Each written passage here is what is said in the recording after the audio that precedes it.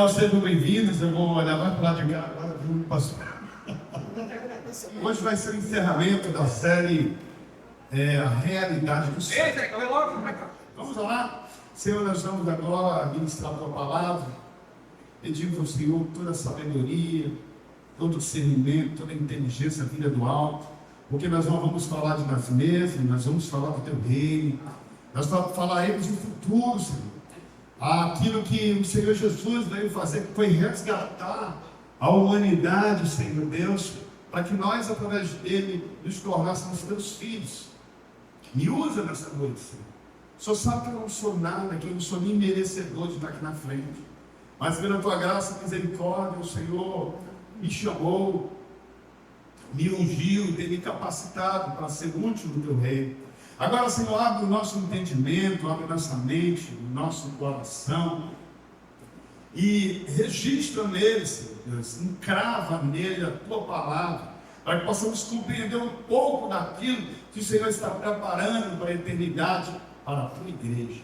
Senhor Deus, tira toda a resistência à tua palavra, remove todo o bloqueio, toda a dificuldade de compreensão. Senhor Deus, que nós não possamos perder essa oportunidade de aprender mais de ti, que recebamos hoje o teu conselho, a tua instrução, em nome de Jesus.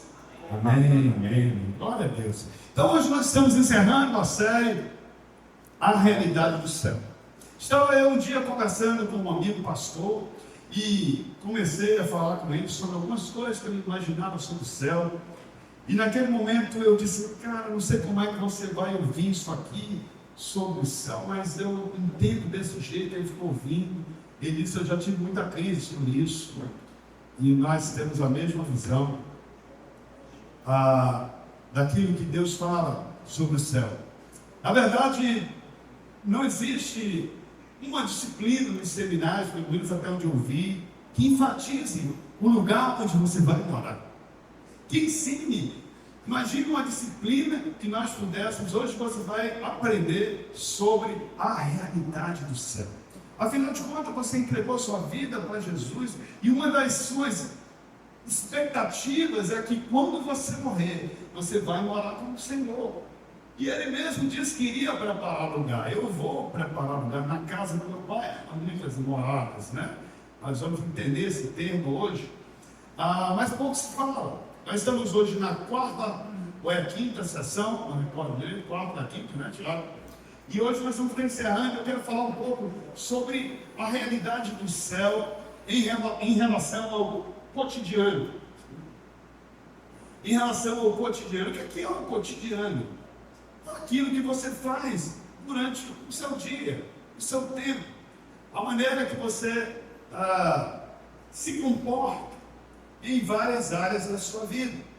Então, eu vou trabalhar hoje com algumas perguntas que eu fiz para mim mesmo, que eu pesquisei, e que eu também extraí de algumas literaturas nessa minha pesquisa, e algumas dessas coisas eu vou repetir aqui, né? Tem um livro muito bom do Randy Corn, dessa pessoa, que eu estou lendo esse livro, e o título dele é Céu.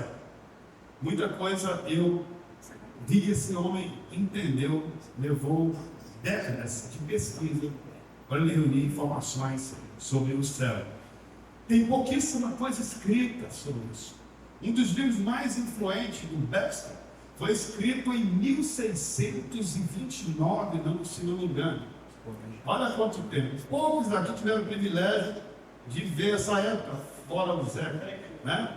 1629. E foi um dos livros mais influentes, né? Sobre o tema do céu. Então eu quero falar aqui, só fazer algumas perguntas para nós, e assim nós possamos responder à luz da Bíblia, a cada uma delas, né? Inclusive, esse escritor, é um escritor puritano, em que eu tenho descoberto muitas coisas maravilhosas da comunhão dele com Deus, né? Se quiserem depois, quem quiser ir a fundo, eu posso passar para você um pouco mais de informação, se você quiser ler sobre isso. Então, realmente a pergunta é como a vida no céu realmente será, né? O que as Escrituras nos dizem sobre o nosso lar eterno. Fico imaginando Danilo sentado numa nuvem pela eternidade, como eu falei no vídeo, tocando o quê? Um violino. Já pensou, Danilo? Ia ser meio gosto, né?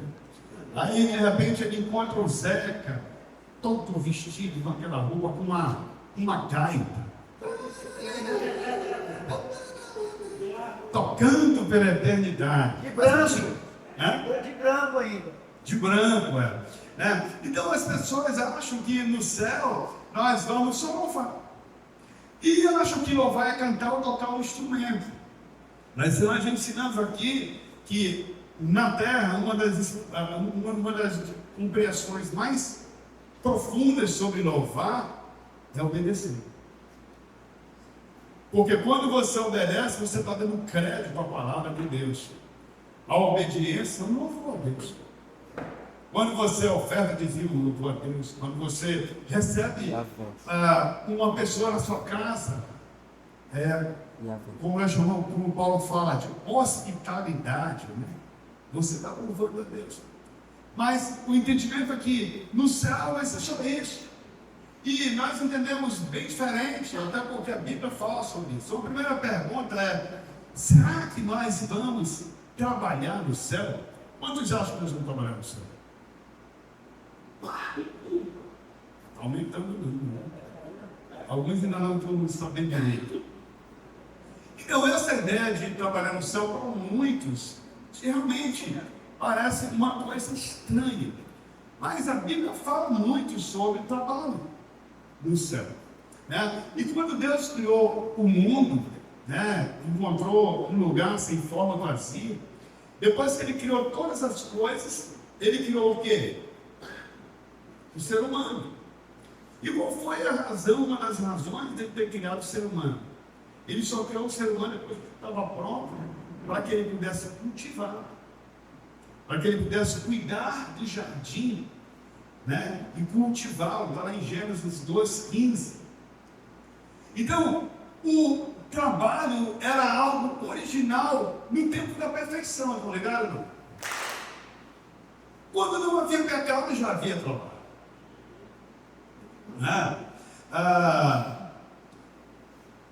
E, portanto, o trabalho fazia parte de uma vida perfeita, né? E no céu, nós sabemos que a vida vai ser perfeita. Você já prestou atenção que quando Deus amaldiçoa o homem, Ele não amaldiçoa o trabalho, Ele amaldiçoa a terra. Se agora, porque a terra foi amaldiçoada, você vai ter que trabalhar mais. Então, o trabalho, no meu entendimento, nunca foi amaldiçoado. Somente a terra. E por isso que o trabalho se tornou mais árduo.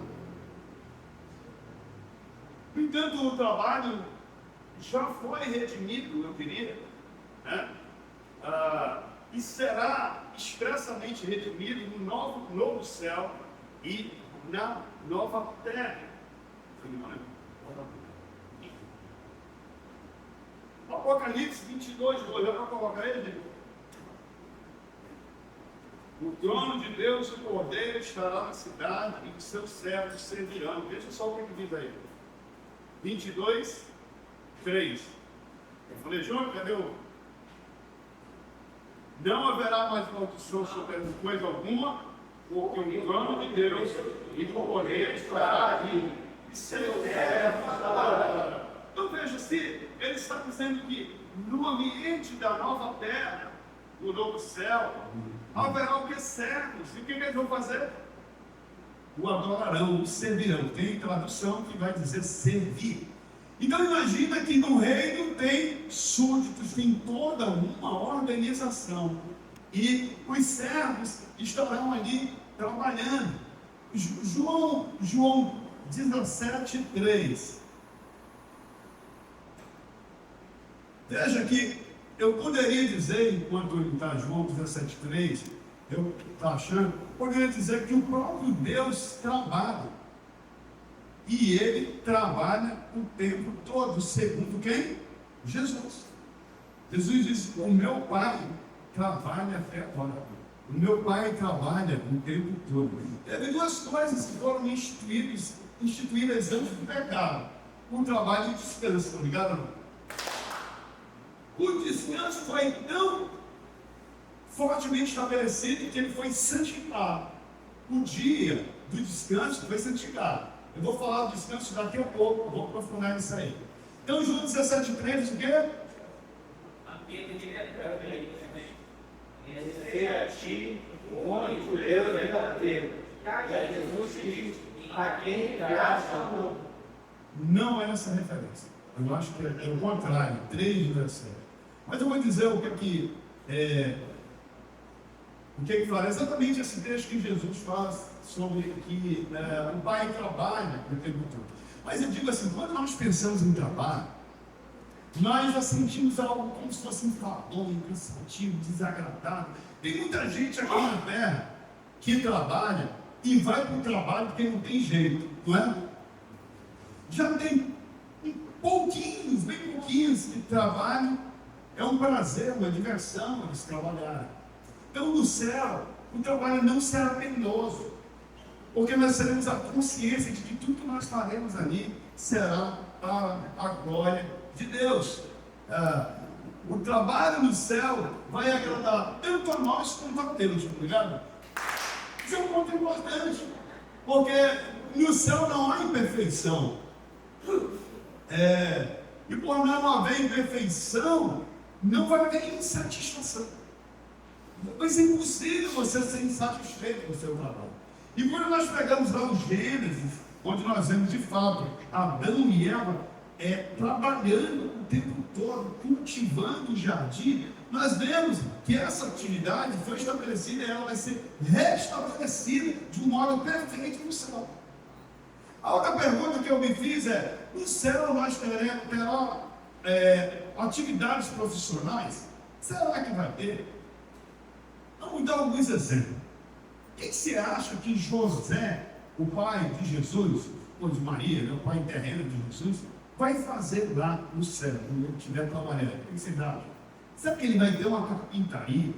O próprio Jesus era carpinteiro. Será que um dia nós vamos ver lá o Flávio levando uma coisa para José, na carpintaria de José, ajeitar um móvel, uma cadeira? Não se assuste com o que está falando, gente. Isso vai ser muito real. Isso é muito real. Essa é a realidade do céu. Imagina se nós não vamos ter coisas como pescar, andar de barco, encontrar pessoas, ensinar, comer, realizar alguma obra. Estou vendo todo mundo. Sabe que o pastor fumou? Não fumei. Não fumei. Porque quando nós olhamos, por exemplo, o próprio Jesus ressurreto, nós vemos que ele passou 40 dias com o corpo glorificado na terra, santificado, transformado, redimido, totalmente celestial o corpo dele. Ele entrava sem precisar abrir porta, estava vivo, precisamos estar vivo. Ele comeu, ele sentiu fome, né? Ele se envolveu com várias situações que eu creio que serão cotidianas no céu. Jesus se deslocou com os seus discípulos. Eu acho que ele sorriu muito, eu acho que ele se divertiu muito, mas ele também ensinou, ele deu instrução, né? Ele deixou muito claro que ele ia subir e depois ele voltaria. Então, eu penso que aquele movimento de Jesus é um bom sinal, são, se nós podemos dizer, prelúdio ou previsões daquilo que vai ser no céu. Veja, é porque nós imaginamos, Tiago, o céu apenas como um lugar assim, mas a Bíblia diz que teremos novo céu e uma nova terra. Tudo se fará novo, nós vamos ter acesso à terra, assim como teremos acesso ao céu. Estão ligados, amigo? Então vamos lá. Vamos falar um pouquinho sobre a teologia do trabalho. 2 Coríntios 9, 8, Paulo fala assim, 2 Coríntios 9, 8, vou ler só um pedacinho que eu anotei aqui. Tudo que é necessário para que vocês transbordem em toda a boa obra. Veja que o tempo que nós estamos vivendo aqui na terra, tá ligado aí? Cadê o Elcio? Aí, vai. Chame ele, amigo. 2 Coríntios 9, 8. Né? Nós estamos aqui na terra como um preparo para o céu. Você já se deu conta disso? Eu tenho falado muito sobre isso aqui. Nós estamos em preparo para o céu. Inclusive, essa questão de trabalhar, como hoje eu falei para alguém, quando você tenha consciência de que você trabalha para o Senhor, o teu patrão não influencia em nada, cara. Não influencia. Eu estabeleci isso para mim muito cedo. Ele ainda não achou. Ajuda ele lá. 2 Coríntios 9, 8. 2 Coríntios 9, 8. Entende? Quando você entender que Deus é o seu Senhor, o que Paulo ensina? Você tem que trabalhar como para o Senhor. Isso já é um treinamento da missão. O teu trabalho sempre tem que ser para a glória de Deus. Eu lembro que quando eu trabalhava empregado e eu normalmente ficava mais do que os outros, fazia mais do que os outros, e era muito comum as pessoas dizerem para mim, estou muito leso, só enrica do patrão, trabalho do patrão enricado. Rapaz, eu não trabalho do patrão, eu não trabalho do patrão, entende? Eu não trabalho do patrão. Mas o patrão explora. Eu não trabalho com esse patrão aí que você está falando. Sabe o que aconteceu? Eu sempre fui um dos que mais prosperava. Porque o meu entendimento era bíblico. O meu entendimento não era um entendimento mundano, como muitos têm. Então o cara enrola no trabalho, faz mal feito no trabalho, porque ele quer punir o patrão. E ele esquece que foi Deus que deu aquela vaga para ele. E eu sempre digo assim, cara, se você trabalha com um patrão que não te honra, fica tranquilo, o teu verdadeiro patrão vai te honrar. Não vai demorar, vão te ver. Alguém vai te ver, o quanto tu é excelente. Eu sempre dizia, quando eu trabalhava empregado, assim, quando eu me sentia até perseguido por um superior, eu dizia, eu vou responder com mais competência, ou para o Senhor. E olha como dava certo. Funcionava bem uma maravilha. Então nós estamos hoje sendo treinados para trabalhar no céu. Só que num lugar perfeito, num ambiente perfeito, sem competição, sem perseguição. Colossenses 3, 23 diz, tudo que fizer, faça de todo o coração, para o Senhor e não para os homens. Colossenses 4, 17. Cuide de cumprir o ministério que você recebeu do Senhor. Tudo que tu recebes aqui na terra é um preparo para você exercer no céu. Estão ligados? Lembra da história da parábola, né, que ele fala dos talentos? Teve um cara que enterrou. E ele perdeu o que tinha e foi dado para aquele que se esforçava mais. Nós estamos vivendo aqui na terra, mas nós já estamos conectados com o céu. Você não está desconectado com o céu. Apocalipse 2 diz, conheço as suas obras, o trabalho árduo e a sua perseverança. Deixa eu te fazer uma pergunta. Como é que está sendo a tua obra aqui na terra? O que Deus tem visto na tua obra? Você é honesto na sua obra? Ou você se aproveita das pessoas? Deus está vendo. Você faz de qualquer jeito para passar o tempo? Deus está vendo. Ele está dizendo, eu conheço a tua obra. Pode ser a tua obra ministerial, é a tua obra, o que tu fazes com o teu tempo, com os teus talentos, com as tuas habilidades, com o teu dinheiro, com o teu recurso. Ok? Tem outras referências que eu vou falar aqui por conta do tempo. Então veja só, se o trabalho entrou na terra antes do pecado, se Deus e o Cordeiro trabalham, nós podemos ou não presumir que haverá trabalho na nova terra? Sim ou não? A segunda pergunta que eu vos faço, que fiz para mim, é: será que no céu nós vamos descansar? Será, Zé, que nós vamos precisar de descansar? Será que não precisa de expressão? Pergunta. Pastor, se a morte fosse descanso, eu preferia viver cansado. Se a morte fosse descanso, eu preferia viver cansado. Ah, é? Tu quer continuar vivo? Já viveu muito, Zé. Chega. Que hora tu vai bater? Vai pra lá. Tô brincando. Bandido ainda vai dar muito trabalho. Tem muita coisa para pagar aqui, isso dá muito trabalho para nós. Né? Não, Zé tem uma magrão nosso aí, queridão. Então, como eu disse, quando Deus criou o mundo, Ele criou organizadamente. Toda a criação, ela tem um propósito, ela tem uma origem, um propósito, né? Um sentido. Tudo. Quando Deus faz cerca de 58 perguntas para Jó, né? Ele perguntou até por que o cavalo tinha aquela crina lá. Você sabe aquele cavalo tem aqui? Tudo tem um sentido. Tudo tem um propósito na criação. Não é evolução, não. Evolução tudo é perdido. Tudo evolui para alguma coisa que a gente não sabe o que nem o que vai dar. Na criação, não. Tudo tem propósito. Primeiro dia, segundo dia, terceiro dia, quarto dia. E até que ele chega no sexto dia, ele santifica o descanso. Ele santifica o descanso. Claro, a gente não está falando aqui que o descanso tem a ver, humanamente falando, apenas o fato de estar cansado. Veja, tudo descansa. A terra descansa 7 anos. Os animais descansam. Eu vejo, nós temos lá em casa 2 chips, um casal de chips. Casado, papel passado, sempre brincando, tem nada a ver. E é interessante como o Bidu e a Nina têm um momento de descanso. Olha, eu observo o Bidu e a Nina, inclusive pegando sol. Eu já falei para alguns aqui, eu chamei a Solene, olha o que ela está fazendo, coisa que a gente não faz, vitamina D. Ela vai a escola latim e fica lá no sol, mas 9, 10 horas da manhã ela gosta de fazer isso.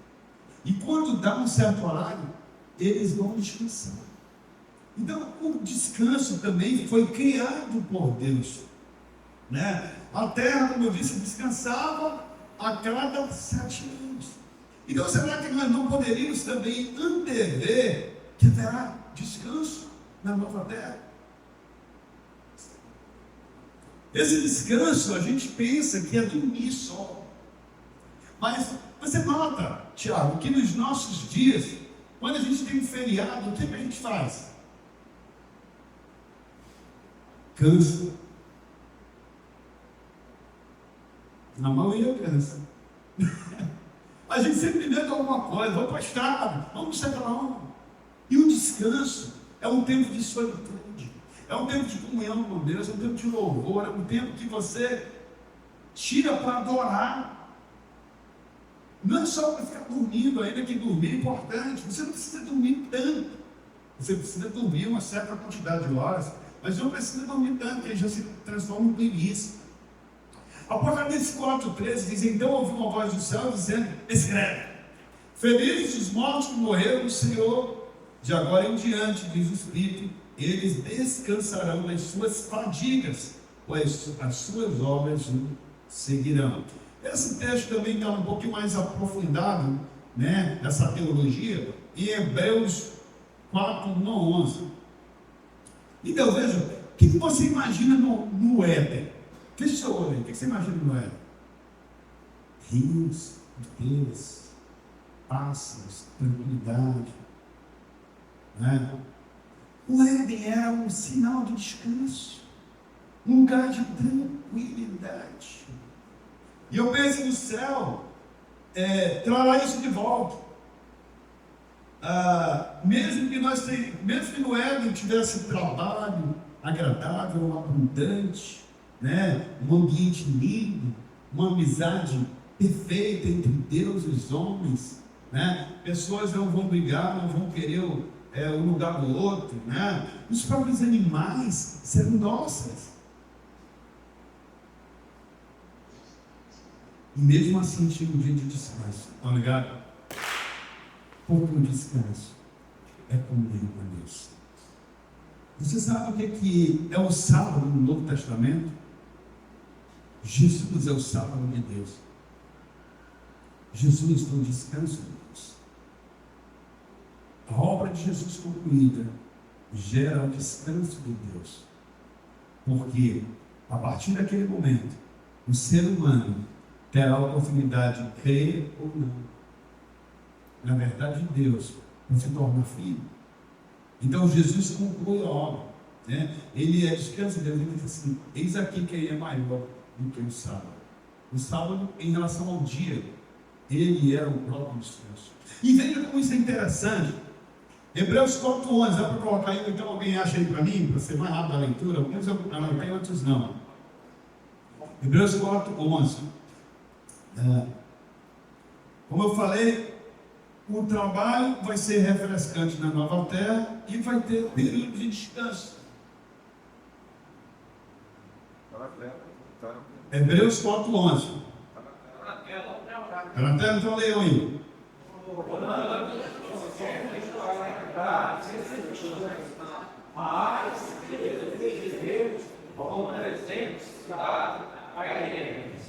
Então veja que o ponto aqui é o que?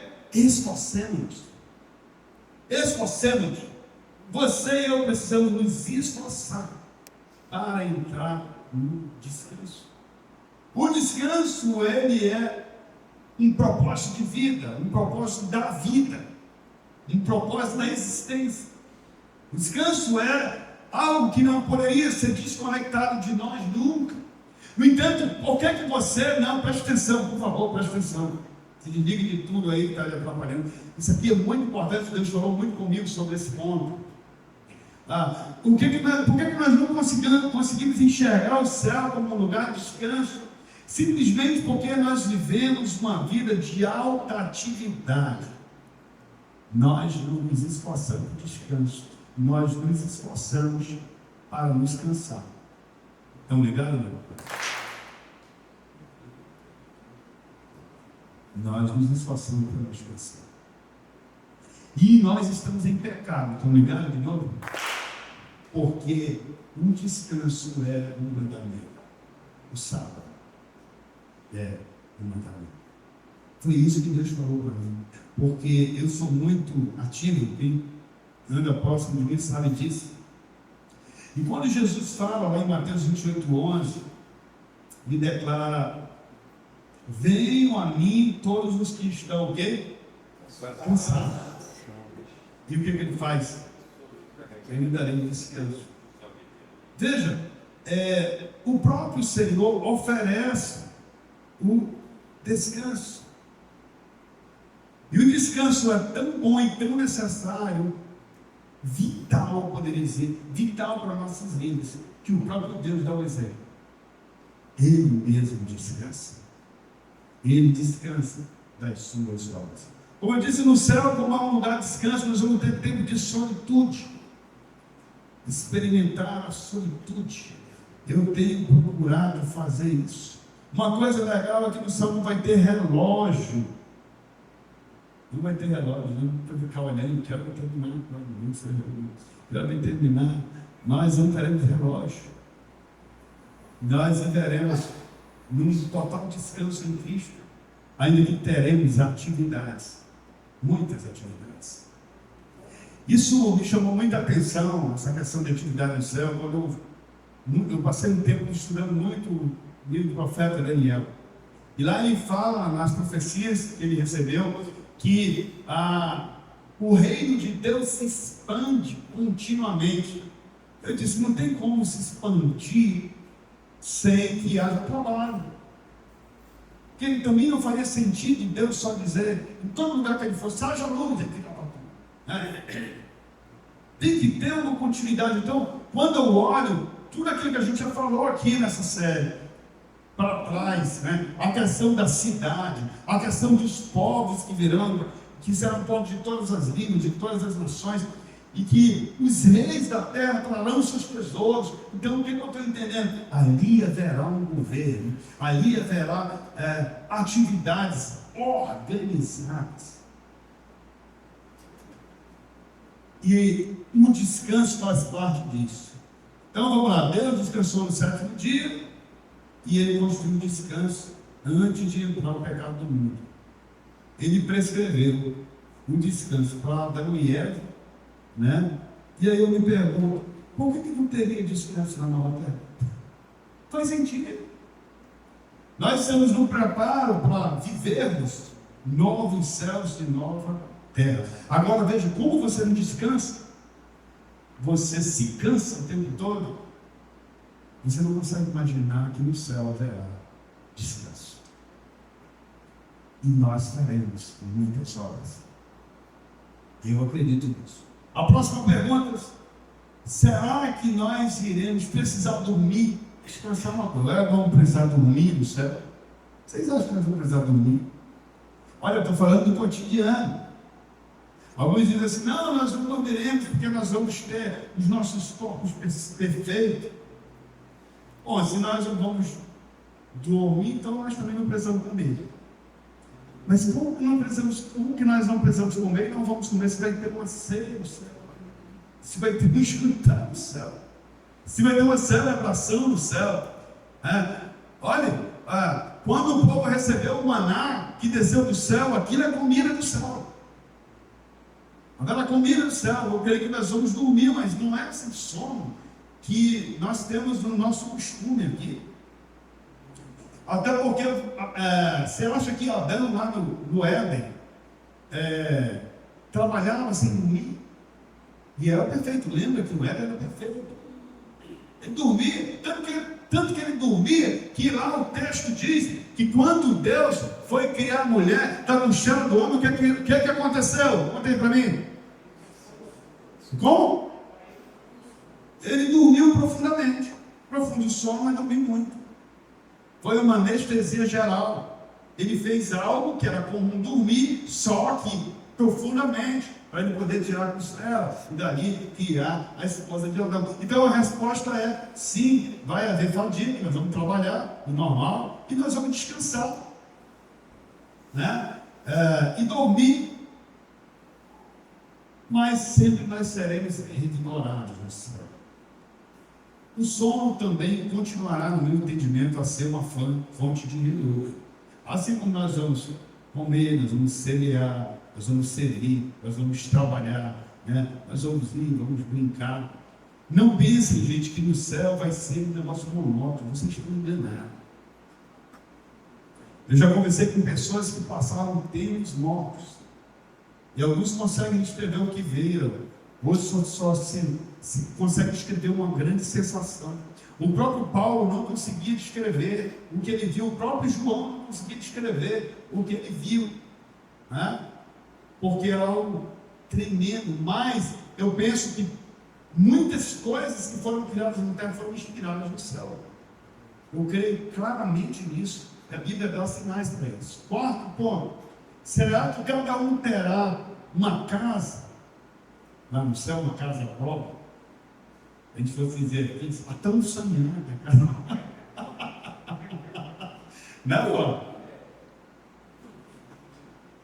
Estão sonhando a casa própria, aí vai o Zequinha finalmente, Tiago, vai convidar nós para tomar um café lá com banana frita, tapioca. Só se for no céu, Deus. Só se for no céu. Por isso que eu digo, finalmente, ele vai dar. Aqui na terra nós já desanimamos, né? O povo bate lá na frente da casa dele, ele solta o cachorro, apaga a luz. O negócio é difícil. Então vamos ver só. João 14:2 diz: na casa de meu pai há muitas mansões, né? Eu vou preparar o lugar. O que está o problema? Duas versões, duas traduções, a King James e a Vulgata, que é a versão latina, traz o termo mansões.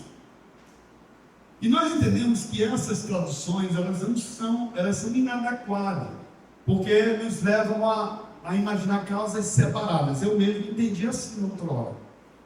Eu entendi assim, mas por isso que eu digo, temos que estudar, temos que ver o termo original, o que aquilo significaria hoje, onde foi escrito, o que significaria hoje, né? Então vejam só, o significado mais adequado não é mansões, mas moradias. Vou dizer para vocês como é que eu entendo isso. Moradias separadas em uma só propriedade. É como se fosse, na minha imaginação, um hotel. Um hotel não tem toda uma estrutura. Não estou dizendo que lá no céu vai ser um hotel, tá? Eu estou só tentando ilustrar, uma ilustração. Quando você vai por aí viajar, quando chega lá no hotel, você tem toda uma estrutura e tem o quê? O quarto que você vai se hospedar, a suíte onde você vai se hospedar. E normalmente você fica onde? Na suíte ou na estrutura que o hotel oferece? Veja, um hotel, estou falando de um hotel alto nível, o céu não vai ser de baixo nível. Né? Então você vai ficando muito mais fora do quarto, da sua moradia, do que dentro. Então a ideia de mansões não cabe aqui. No original, inclusive tem um canadense, doutor A.D. Costa, que eu gosto de ler sobre ele, cara muito profundo. Ele tem o seguinte, que a casa que Jesus disse que ele vai preparar é o próprio céu, é a casa do Pai dele. Primeiro ponto, a casa não é uma moradia, como nós vemos aqui. Eu concordo, a casa é um lugar. A casa de meu Pai é o próprio céu, né? E no céu há muitas moradias, inclusive no espanhol eles chamam de habitações. Há vários lugares onde você vai habitar, é como se fossem vários quartos. Eu acho que vamos tirar essa dúvida lá, né? E aí, como eu disse, nós vamos ficar muito mais dentro do ambiente do que do quarto, porque a intenção é que os espaços se abram para que nós vivamos em profunda comunhão. Na NVI, que é a nova versão internacional, ela traz esse termo aí como moradas. E eu gosto muito de uma Bíblia, fique ligado aqui, ó, a Bíblia Católica, O Peregrino. Ela é uma das melhores traduções, feita essa tradução por eruditos, homens muito profundos. E eu trouxe de lá uma informação importante sobre esse termo. Presta atenção, isso é muito importante, a gente precisa entender. Se alguém me falar um dia, eu vou ter uma mansão no céu, o termo está errado. Peregrino diz assim, na história do servo, na história do seu povo, o Senhor é o anfitrião e prepara uma morada bem abastecida em Canaã. Então, quando realmente o povo sai do Egito, vai para Canaã, já tem tudo lá, né? Tem comida, tem casa, eles não precisaram trabalhar. Então, essa morada é um lugar que está tudo pronto, né? Analogicamente falando. Josué, ele divide a terra para cada família, para que cada um tivesse um lar. Davi usa esse termo, que ele prepara uma morada para Deus, para Jeová, Salmo 135:5. Então, quando João recebe essa visão, ele imagina o mundo celeste como um grande palácio ou um grande templo, que eu chamei aqui de hotel, para a gente entender melhor, com muitos apartamentos, vamos dizer assim, onde todos moram no mesmo ambiente, mas você tem o seu lugar íntimo, você tem a sua casa. Tem um texto também lá em Isaías 26, versículo 20, que fala em entrar nos aposentos, no lugar de descanso.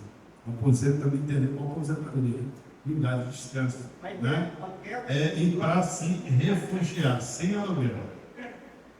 Então veja só, quando Jesus fala de um lugar, vou preparar lugar, ele está se referindo ao céu. Mas quando ele fala em quartos e lugar, ele fala no singular, no original. E quando ele fala de quartos, ele fala no plural. Ou seja, eu entendo, talvez esse seja um bom exemplo. Um grande lugar com muitas moradas e não mansões, né? Tá certo? Então esse é um ponto importante. Nós vamos sim ter um lugar aconchegante, um lugar íntimo. Eu ainda tenho algumas dúvidas sobre isso, especialmente quando se trata de família, de casais, como é que vai ser isso lá. Então não vou aprofundar hoje esse assunto, eu ainda estou tentando entender mais, né, sobre isso. E por fim, eu quero fazer a última pergunta, que é: será que vamos receber visita de outros em nossa casa. Tiago lá tomando café, quem chega, Zeca? Cabananja, né? Aí daqui alguma coisa está possível. Eu acho que sim. E a Bíblia fala sobre isso. Que coisa interessante. Que coisa interessante. Lá em Lucas 16, nós já estudamos essa parábola aqui, quando eu dei aquela série de parábolas. Eu vou repisar aqui rapidinho, aí em 5 minutinhos. Lucas 16, versículo 1, ele conta a palavra do administrador infiel, né? E o versículo 11 diz assim: dizia também aos seus discípulos: havia um certo homem rico que tinha um mordomo, e este foi acusado perante ele de dissipar os seus bens, né? Então, dissipar o mesmo que desperdiçar. Essa parábola, ela é uma parábola que fala sobre o reino. E é muito interessante, porque ele deixa bem claro aqui, né? Que aquele homem parecia que estava explorando os arrendadores, o que poderiam gerar perdas para o patrão, perdas para os investidores. E Jesus disse que o patrão dele manda ele embora. Quando ele é mandado embora, o que acontece? Ele chama todo mundo e diz: pô, o que vai acontecer? Quando eu for despedido, ninguém vai querer me contratar. Então ele chama um e lembra da palavra: você deve quanto? Eu devo 100, paga 20. E assim ele vai, né? Eu não vou dar detalhes, aí a palavra vocês podem ler. E o interessante é que lá no versículo 4, coloca o 4 aí, eu acho que é o 4. Versículo 4, ele disse: já sei o que vou fazer para que, quando perder o meu emprego aqui, as pessoas me recebam em sua casa. Ó, recebam em sua casa. Passa, vai passar. Vamos ler esses versículos aí. Sim. Então chamou cada um dos devedores do seu senhor, perguntou primeiro: quanto você deve ao meu senhor? Passa. 100 batos de azeite. É isso mesmo? Respondeu ele. O administrador disse: toma a sua conta, sente-se depressa, escreve 50. Vamos lá, passa em frente. A seguir, perguntou ao outro, né? Ao segundo: e você quanto deve? 100 coros de trigo. Respondeu ele e disse: toma a sua conta e escreve 80. E ali ele foi ajeitando, né? Como o Zeca fala, vai ajeitando. O Senhor elogiou o administrador. Jesus elogiou o administrador desonesto, porque agiu com astúcia para os filhos deste mundo, pois os filhos deste mundo são mais astutos no trato uns com os outros do que os filhos da luz. Aí nós estamos no versículo 8, né? Então veja, você pode dizer assim: poxa, então Jesus está dizendo que a gente tem que ser desonesto? Não. Ele não está dizendo que nós devemos ser desonestos. Há uma confusão também de interpretação aqui. Talvez, veja, aí que está a hermenêutica e a exegese. Vocês entenderem como era proibido cobrar juros. Às vezes o cara cobrava valores muito altos. Ele já superfaturava, vamos dizer assim. E naquele momento em que aquele cara faz um reajuste dos valores, é como se ele estivesse sendo o quê? Justo. Agora já cobrando valor certo. E ele diz: pô, já está me cobrando o cara seria justo. Sabe aqui, já não era certo, não vai pagar só ninguém. Vamos ajeitar aqui. E aí? Não, é o que eu estou falando, é porque tu está analisando sem ver o contexto lá na época. Na época não funcionava assim. Tanto é que. Sim, vamos chegar lá. Exatamente, mas é exatamente isso que Jesus está ensinando. Exatamente, vou chegar lá, calma aí, Sérgio. Então ele fez uma manobra para negociar um valor. Primeiro eles negociaram um valor acima, isso era como os negócios da época, né? E aí ele baixa os valores, na intenção, está muito claro o texto, para que eles o recebessem na sua casa. Só que Jesus vai além. Jesus vai além, ele diz a ele: o Senhor elogiou, o Senhor quem? Jesus elogiou o administrador desonesto porque agiu com astúcia para os filhos deste mundo.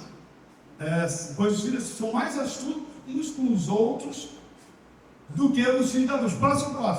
No versículo 9. Né?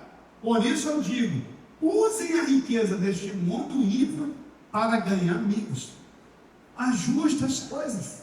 Ele parecia ser desonesto quando ele estava cobrando aula.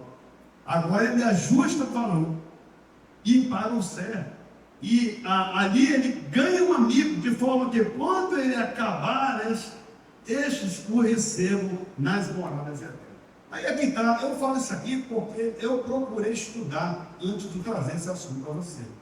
Né? Jesus elogiou, ele se classifica aqui 2 tipos.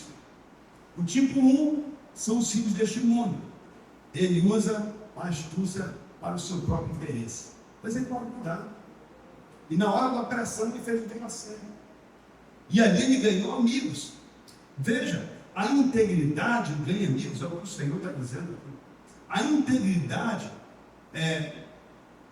você ganha amigo com integridade.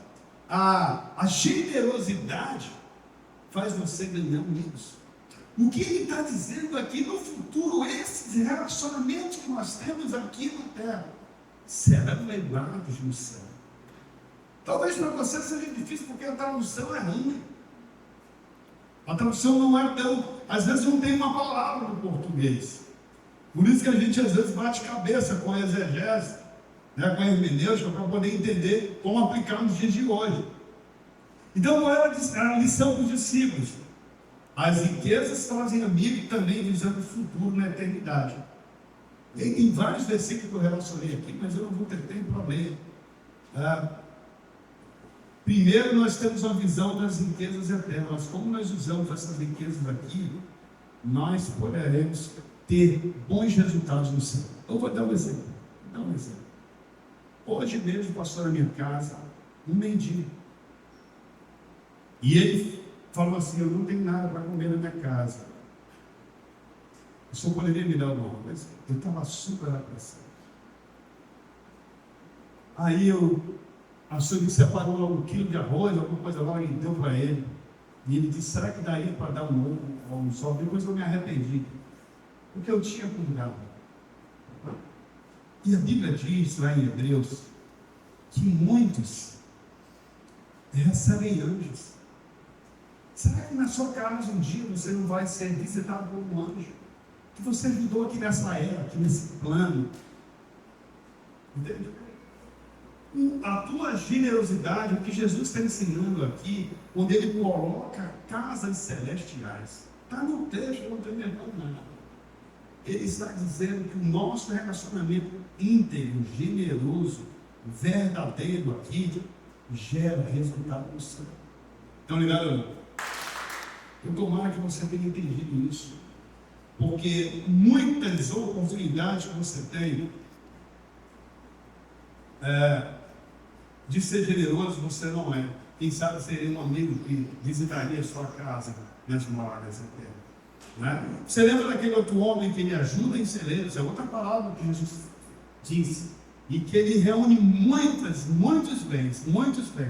Ele diz: agora eu vou aproveitar aqui e curtir a vida, né? Porque eu tenho aí para filhos e netos, como a gente fala na nossa linguagem.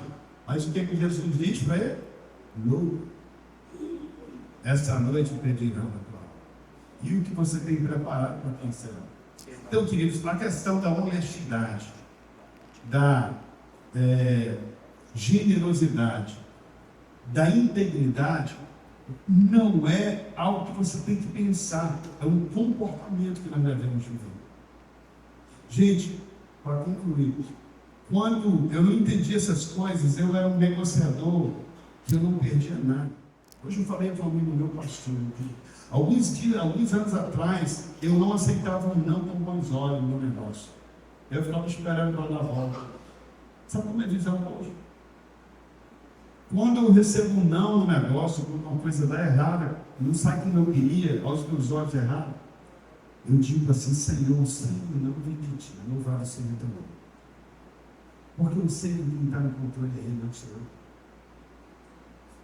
Então eu vivo, na minha experiência pessoal, à luz dessa palavra, da verdade de Deus, o tempo todo milagre.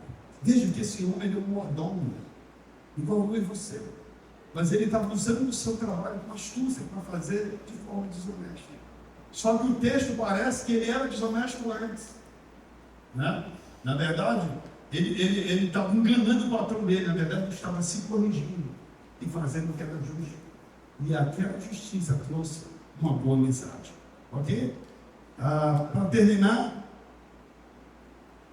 eu creio que no céu nós dividiremos hospedagens, refeições, hospedagem no lugar.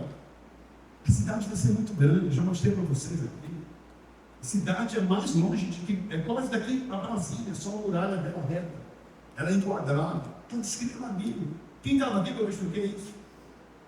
Vai acontecer, tudo bem que você pode, numa viagem interestelar, chegar rapidinho na casa de Josafá, lá do outro lado, né, morar naquele lugar. E aí talvez, não, eu vou ficar aqui. Então, hospitalidade vai ter.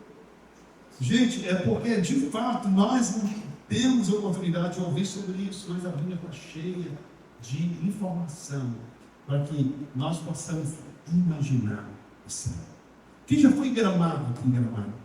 Gramado, legal. Quem gostou de Gramado? Muito bom, né? Você imagina, quando eu chego em Gramado, imagina. Eu sempre tenho que ir de carro para subir, né? Ali a serra. São ruas pequenas, mas com muitas flores, com paisagem belíssima. O vento é diferente, o clima é diferente. As pessoas são diferentes. Quando você chega num lugar que você vê aqueles prédios, parece que você está em algum lugar da Europa. Está imaginando? Por que você não imagina o céu? Que lugar que você vai morar? Ou você acha que vai ser um lugar monótono? Como muitos pensam, porque a gente não pensa sobre o céu. Então eu acho que nós vamos ter lá inúmeras reuniões, convocações assim, naturais, né? Vamos, como eu disse, receber amigos, receber até amigos de nossa casa. Já pensou? Esse cara que foi lá hoje, e ele me fazia lembrar que naquele dia que ele pediu 1 quilo de arroz, eu sou aquele moreno, cabelo baixinho, um sorriso bonito, bem sorridente. Foi muito rápido. E não é um anjo. Muitos hospedam anjos. O texto bíblico diz isso, né? E eu espero que Jesus visite também. Eu sei que ele visitará a nossa casa, no lugar da nossa habitação, como convidado. Você vai ver um cara lá chamado Adão, o único cara que você vai ver lá que não vai ter umbigo, porque ele não nasceu de mulher, né? Vai ter cordão, não tem cordão umbilical. Eu quero falar com você.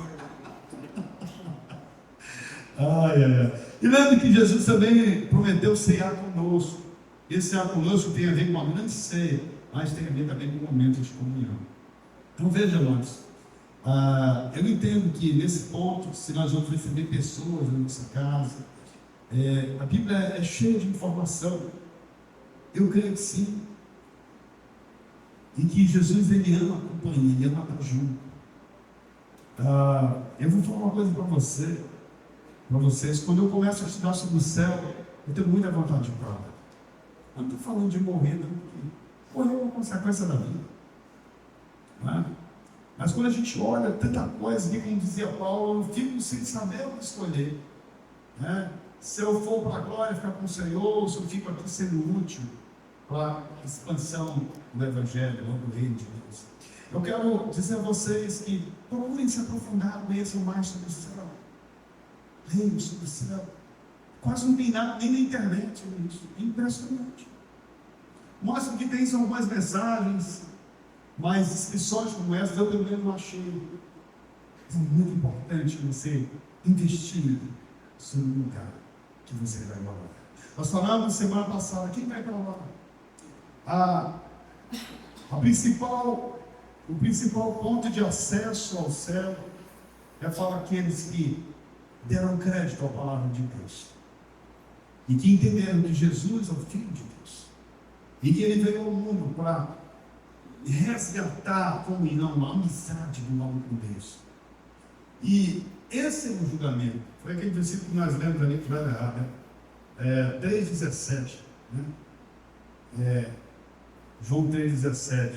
João 3,16 do quê? Porque Deus amou o mundo. De que mais? De tal maneira que deu seu Filho unigênito, para que todo aquele que nele crê não pereça, mas tenha vida eterna. Então, esses que creem nele são os que vão morar nesse lugar. Assim como você vê no céu toda a calma, toda a paz, toda a abundância, do outro lado do inferno é toda a perturbação. A Bíblia diz que lá haverá choro, ranger de dentes com verme no par. Ali haverá pranto o quê? Desespero. Lá no céu não vai haver choro, não vai haver tudo, não vai haver doença. É um tempo de recompensa para aqueles que creem na palavra do Senhor. Eu espero que todos vocês já tenham tomado uma decisão ao lado do Senhor, para que você possa fazer parte desse céu, dessa realidade do céu, dessa eternidade com Deus. Então eu quero pedir a você, baixe sua cabeça agora. Nós vamos concluir aqui. Porque se há alguém nesse lugar que ainda não tomou essa decisão, e se você entendeu que você é um pecador, e por isso você precisa da graça do Senhor, e se você reconhece que Ele é o único meio, o único caminho que pode levar você ao céu, pode levar você a Deus, você pode hoje dizer assim: Senhor, eu reconheço que eu sou um pecador, eu sou uma pecadora, eu me arrependo dos meus pecados, e eu quero aceitar a Ti como Senhor da minha vida, para que eu possa habitar com o Senhor eternamente. Alguém aqui, você sabe que o novo nascimento é assim. Ele diz que você nasce no Espírito, você renasce no Espírito. É uma semente que é lançada dentro de você, que traz uma nova vida. Uma nova vida com o Senhor. Alguém aqui, eu não quero concluir sem dar essa palavra. Se houver alguém aqui, levante sua mão. Se você ficar dizendo: eu me entendi, eu quero entregar minha vida a Jesus hoje e quero fazer parte da eternidade com Ele. Alguém, eu não vou demorar. Porque se isso não acontecer, você, infelizmente, não estará nesse lugar. Senhor, a Tua palavra foi pregada com simplicidade, com verdade, com integridade. Pai querido, que ela seja a nossa verdade. E que todos nós, a partir de hoje, entendamos que o nosso trabalho aqui é o prenúncio do que será no céu. O nosso descanso aqui é um descanso, é um prenúncio do que será o descanso no céu.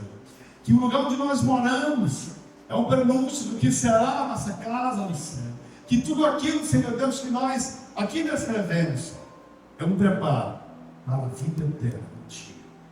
Ajuda-nos a viver esse mundo já completamente conectados com a eternidade, pois foi para a eternidade que o Senhor nos criou. Assim oramos em nome do Senhor Jesus. Amém, amém.